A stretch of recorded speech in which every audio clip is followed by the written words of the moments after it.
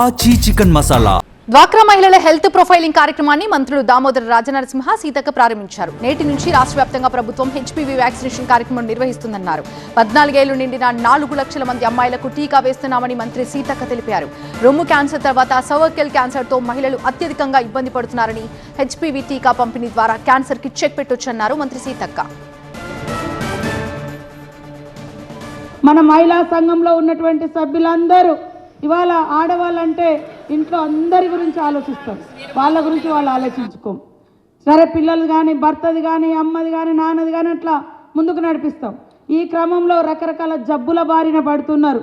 కాబట్టి మా అక్క చెల్లెలందరూ అలర్ట్ అంటే హెల్తీగా ఉండాలి, ఆరోగ్యంగా ఉండాలి, ధైర్యంగా ఉండాలి, పని చేసుకునే శక్తి ఉండాలని ఇవాళ 30 రకాల టెస్టులు మీకు చేయిస్తూ ఉన్నాం.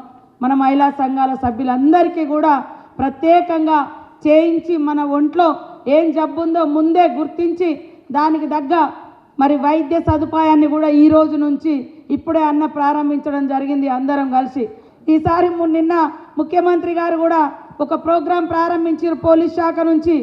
స్టాండ్ విత్ హర్ అంటే ఆమెతో ఉండండి, ఆమెతో నిలబడండి అని. ఎవరికి చెప్తున్నారు? మగవాళ్ళకి చెప్తున్నారు.